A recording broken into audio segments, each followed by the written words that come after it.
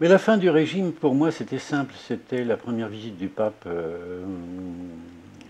Jean-Paul II, la grande messe à Cracovie, sur l'immense pré qu'il y a presque au centre de la ville, avec 1,5 million, 2 millions de personnes.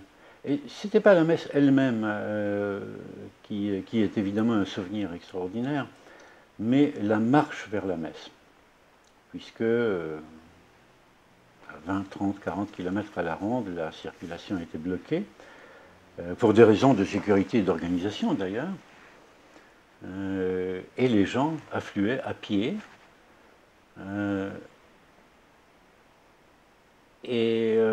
Bon, c'est pas une expérience personnelle, c'est une expérience partagée, n'est-ce pas?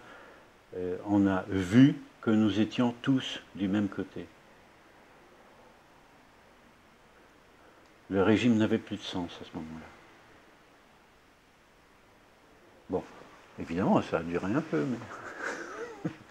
Alors, évidemment, il y avait par la suite, et ça c'est beaucoup compliqué après l'état de guerre, ceux qui restaient du côté du pouvoir par intérêt. Ce qui a fait que ce moment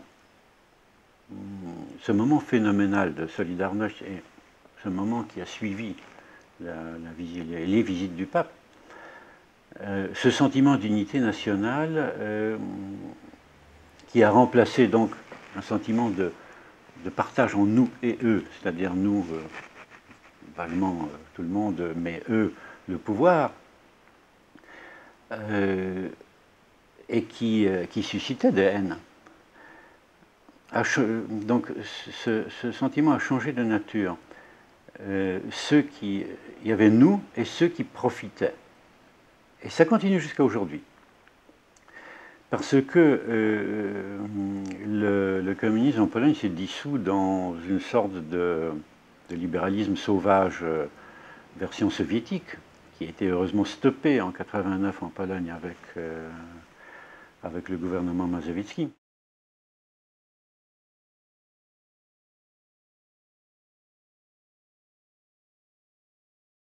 Le pouvoir lui-même, voyant que rien ne marchait plus, c'était la crise permanente entre la fin des années 70 et 89, a commencé à libéraliser, à permettre des activités privées.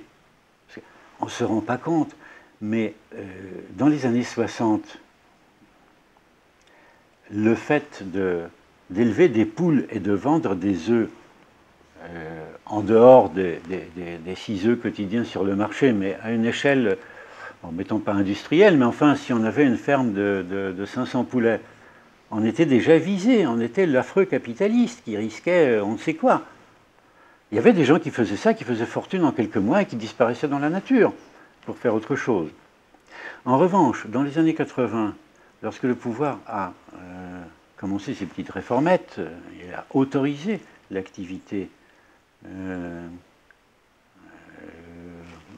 économique privée, les premiers à en profiter, c'était ceux qui étaient liés au pouvoir. Parce qu'ils ne craignaient pas le flou juridique, l'arbitraire des fonctionnaires, etc. Donc ça, c'est le côté économique qui est très important aussi parce que sans être du côté du pouvoir, les gens ont complètement perdu l'habitude de l'initiative économique, ce qui a par la suite posé beaucoup de problèmes dont certains sont sensibles jusqu'à maintenant. Mais ça aussi, c'était un élément, à la fin des années 70, de sentiment de la fin du système, de sa désagrégation. C'est qu'il suffisait de commencer n'importe quelle activité économique, même à un niveau minuscule, pour pouvoir survivre ou vivre confortablement, sans faire de mal à personne, bien sûr. Et ça marchait, alors que rien d'autre ne marchait. J'en voyais bien ça.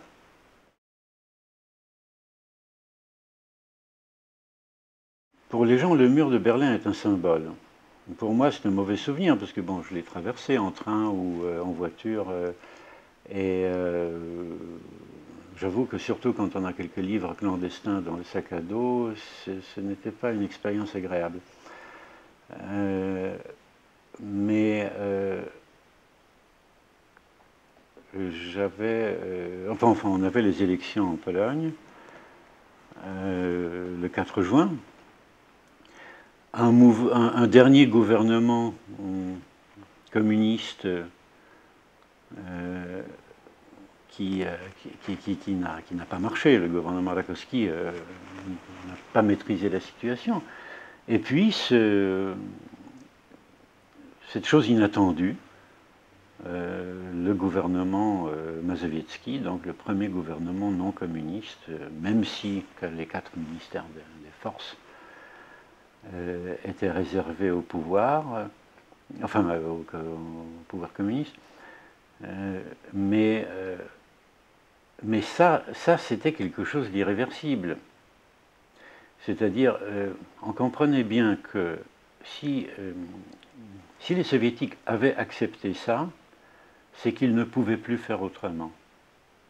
Ce n'est pas la bonne volonté de Gorbatchev où on adore en Occident l'histoire du bon tsar et des mauvais conseillers, et des trucs comme ça, mais tout simplement, s'ils avaient pu empêcher quoi que ce soit, ils l'auraient empêché. Il ne faut pas oublier que Gorbatchev, qui avait ses qualités, etc., mais il a quand même fait tirer... il a envoyé les tanks contre les Lituaniens en 1991 au moment de la déclaration d'indépendance. Et il a fait tuer des gens pour ça.